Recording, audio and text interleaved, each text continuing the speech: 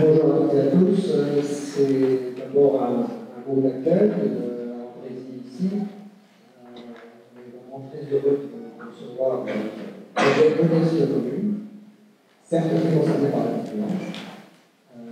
Merci au CNE d'avoir organisé donc, je sais que je suis à Oust, pour le CNE 78-95, d'avoir choisi en commun.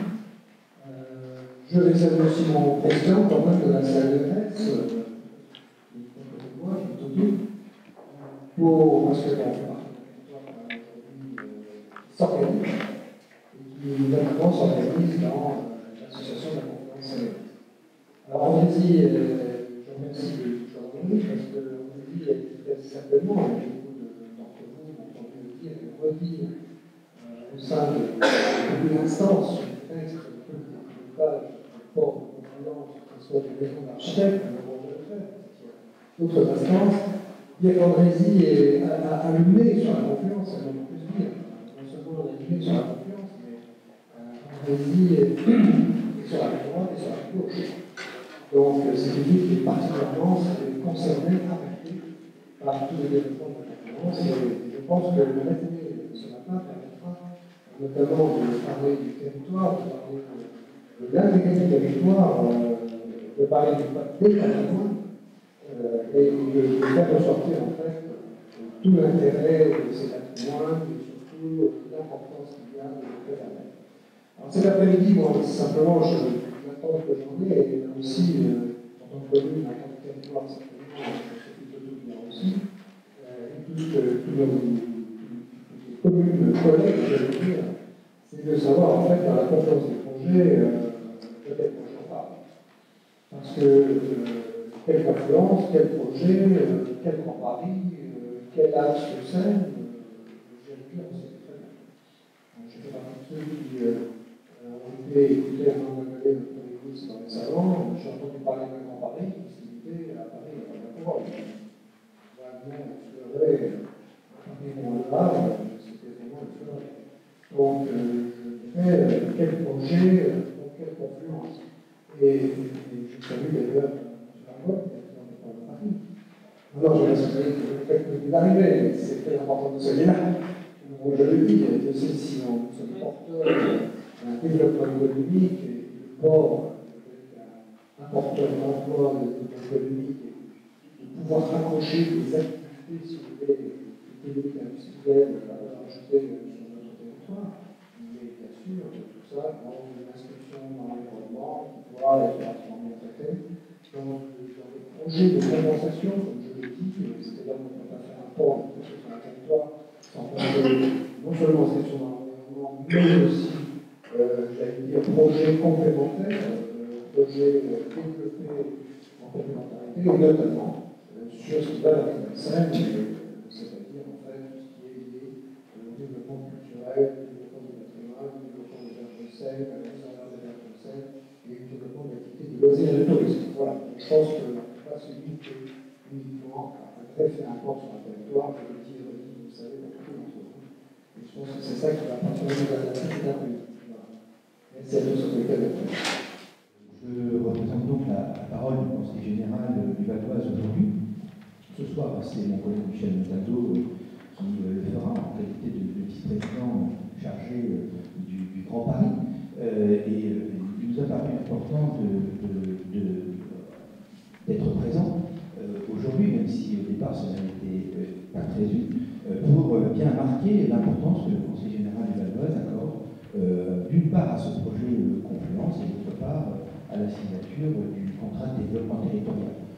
Vous savez tous que Guy Coffman, directeur général des services au Conseil général, a joué un rôle très important dans à la fois la conception de ce grand projet et puis aujourd'hui dans les discussions qui se développent pour arriver à une signature la plus rapide possible d'un document qui permettra de prendre date et donc d'inscrire, Andrézy l'évoquait à l'instant, très clairement et très fortement ce territoire dans le Grand Paris, avec évidemment la nécessité d'obtenir de la part de l'État notamment les financements indispensables et nécessaires pour la réalisation d'un certain nombre de grandes infrastructures infrastructures, au premier rang desquelles une nouvelle partie Normandie, ou bien encore le canal Seine-Nord, ou encore le port de Paris. D'abord, je voudrais remercier les deux CAE et Daniel Guest, encore une fois, que j'excuse de cette initiative et de cette idée de croiser des regards, c'est-à-dire qu'à la fois technique, à la fois culturelle, à la fois sociologique, à la fois historique, dans une perspective politique au bon sens du terme, c'est-à-dire sur quel territoire voulons-nous vivre, avec quels équipements, avec quels objectifs, avec quels projets voulons-nous vivre collectivement au regard des mandats qui sont confiés aux uns et aux autres, aux élus par les électeurs et puis aux administrations et bien par ces élus et par leurs compétences. Ce qui est intéressant dans la démarche aujourd'hui, si je peux me permettre de le souligner, c'est cette idée et cette ambition de capitaliser sur l'histoire, à partir de laquelle il sera possible de développer de nouvelles approches. Ça vient d'être dit par Luc Ribot, l'approche culturelle, vous l'avez dit madame dans votre introduction, une approche aussi touristique, et puis surtout, alors je vais me permettre de le dire pour Sergi Pontoise, surtout économique. Ce que je voudrais indiquer, c'est que je connais ce dossier bien, puisque pendant 7 ans, j'ai présidé la commission environnement du Conseil général de 2001 à 2008, et qu'aujourd'hui, je suis conseiller général de Cergy, donc très directement concerné par cet enjeu du Grand Paris. Quelques éléments importants sur la place essentielle et primordiale, mais non exclusive et non hégémonique, que nous pensons nécessaire d'accorder, et je vais décliner exclusive et hégémonique, au projet de Port-Sainte Métropole, parce que c'est un outil qui exprime une ambition métropolitaine pour la région Île-de-France, et c'est surtout un outil économique qui va être porteur de richesse pour l'avenir de la confluence, pour l'avenir de ce territoire, et qui servira de support à la construction des logements attendus, car je fais partie de ceux qui pensent qu'il faut construire des logements absolument certainement, mais construire des logements s'il n'y a pas d'activité économique qui vient soutenir ces logements conduit à des impasses, et les difficultés dans lesquelles nous nous trouvons aujourd'hui, par exemple par rapport à la desserte de notre agglomération de Cergy-Pontoise par le RER A et le train, en sont une illustration. Donc ce port a une importance tout à fait capitale. Deuxième élément, c'est bien sûr un port dans une cohérence qui était élargie, dans un périmètre de cohérence qui prend en compte d'autres enjeux, d'autres équipements, et je l'évoquais rapidement avec M. le maire de Saint-Germain, il y a d'autres outils et d'autres enjeux. Cette approche de confluence, elle est évidemment pour le Val d'Oise dans le prolongement ou en complémentaire avec le projet que nous avons mis en place, que j'avais d'ailleurs lancé à l'époque où j'étais président de la commission environnement, celui de la plaine de Pierre-Lévé-Sancourt, avec cette idée de grande ceinture verte francilienne, avec cette idée de forêt qui a finalement été reprise et nous nous en réjouissons. Tout ceci devant s'inscrire donc dans une démarche ambitieuse qui s'appuie donc sur cette idée de développement territorial et qui va s'efforcer de valoriser un de nos atouts essentiels, qui est celui de l'enseignement supérieur, avec donc ce pôle d'enseignement supérieur qui existe à Cergy-Pontoise, 27 000 étudiants, avec ce partenariat qu'il faut peut-être réinventer un peu avec l'université d'Assay-Saint-Quentin, du fait de la concurrence à laquelle nous sommes confrontés, concurrence représentée par le pôle de Saclay.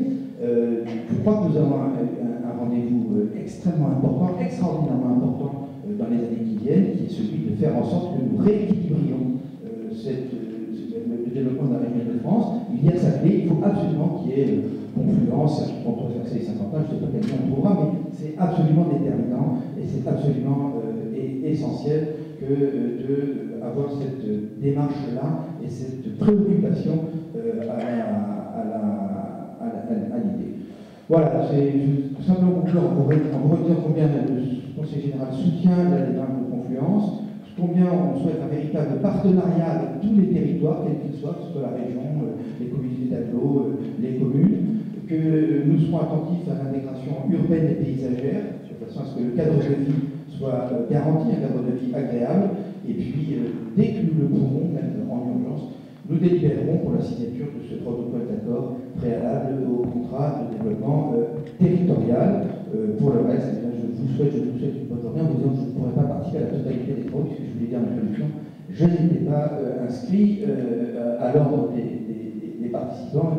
Je suis venu faire un remplacement et donc, encore une fois, excusez les modestes. Merci à vous. Bien, on va rentrer dans le vif du sujet. Mesdames et messieurs, c'est avec un grand plaisir qu'on vous accueille ici à Andrézy. Merci à toi, cher Hugues, monsieur le maire. Merci de nous accueillir déjà avec un petit café. Enfin, c'est sympa. On arrive à avoir notre collègue Dominique Lefebvre avec nous, je l'excuse évidemment, et on avait évoqué avec lui l'organisation de cette réunion. Merci évidemment aux deux directeurs, à Elisabeth d'un côté et de l'autre, pour l'organisation de cette journée. Quel est l'objectif pour nous, CME? Parce qu'aujourd'hui, c'est vraiment un président du CME qui nous parle. L'objectif, c'est, vous venez déjà peut-être de l'entendre, c'est de faire abstraction des objectifs, je dirais, des uns et des autres, objectifs de développement, objectifs politiques, affirmés, pour arriver à ce qu'ensemble, on comprenne le territoire et ensemble, nous puissions nous enrichir des expériences, je dirais, des expériences qui ont été réalisées ailleurs, et d'autre part, d'arriver avec, je dirais, un œil neuf sur ce territoire pour essayer de voir ensemble comment on va pouvoir le construire. Alors, quand on a discuté avec les deux directeurs de ce projet, maintenant ça remonte pour près d'un an, c'est exactement ça l'ambition qui était portée par les deux cellules. C'est de dire, voilà, et il faut impérativement qu'on amène les uns et les autres à discuter ensemble, à se comprendre, à écouter, à s'enrichir, ce que je disais tout à l'heure. Et alors, vous avez vu le programme qu'on nous a réservé aujourd'hui, qui est tout à fait de qualité, et je crois qu'à l'issue de cette journée de travail, on aura fait déjà un bon pas en avant pour faire progresser notre projet. Donc merci de l'intérêt que vous portez à Confluence. Alors évidemment, on est tous, absolument tous autour de la table, convaincus que notre territoire, enfin, va être regardé, valorisé. On a l'immense chance de faire partie du territoire du Grand Paris. Donc voilà, profitons de ça. C'est une quarantaine de communes qui se regroupent, 350 000 habitants, c'est pas bon, avec une progression. Voilà. On a une ambition, on est en attente de découvrir comment ce territoire, à quel point il est riche, à quel point on va pouvoir le valoriser, à quel point on va être heureux d'y vivre demain, et à quel point on a une lourde responsabilité de tous pour faire en sorte que ce projet, ce territoire aboutisse dans les conditions les meilleures.